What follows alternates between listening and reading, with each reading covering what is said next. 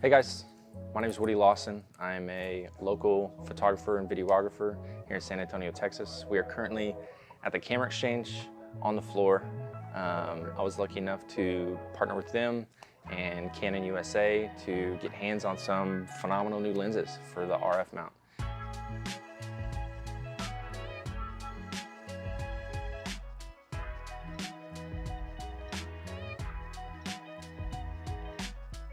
So the first lens I want to dive into is the 24mm 1.8 macro.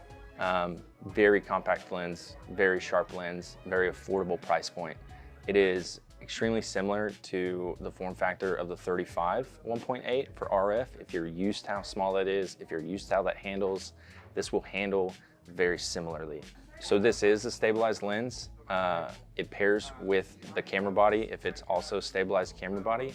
With the lens on a unstabilized camera body, it's 5.5 stops of stabilization. With the camera and the lens working together, it's 6.5 stops of stabilization. So very smooth, very easy to handle. I've really enjoyed working with it so far. It's also obviously a macro lens, so we can get wildly close to subjects. I will have some examples whenever we go out and shoot with it, but it is genuinely fantastic on how close you can get, how sharp it is at that close focal length, what the video is like at that focal length.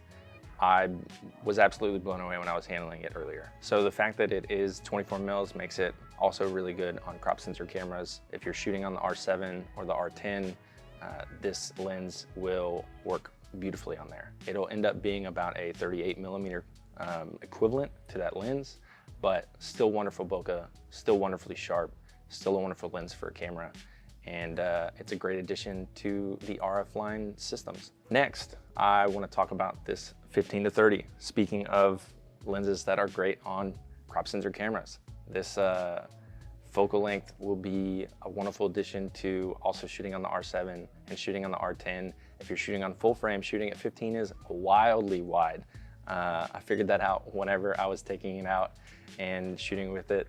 It is much wider than you anticipate. It's great for vlogging, it's great for landscape, it's great for architecture, it's great for all those things that you're really trying to capture in a grand scheme of things. Shooting at 15 and then being able to toggle over to 30 for really any of those needs, being able to punch in like that, it's a really phenomenal focal range for both crop sensor and for full frame cameras.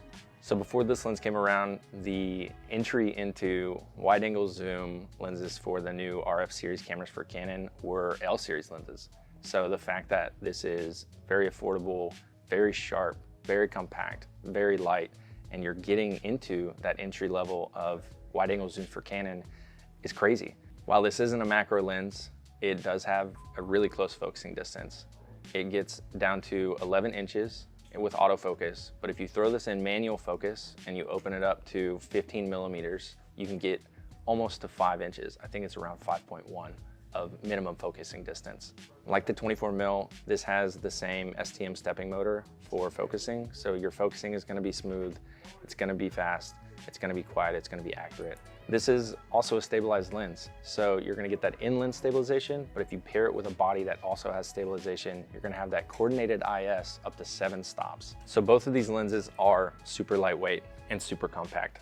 I will have the exact specs on the screen underneath both of these, but they're great for running around and shooting all day. They're great for any gimbal work that you're going to try and do. They're really easy to fly, they're really easy to carry. And in saying that, we're gonna go out and try and shoot with these today. We're gonna go out to San Antonio, we're gonna get both of these lenses on a crop sensor and a full frame. We're gonna get macro shots, we're gonna get video, we're gonna get all the things that you're gonna need to make a decision on purchasing these lenses for your kit. So we'll see you there.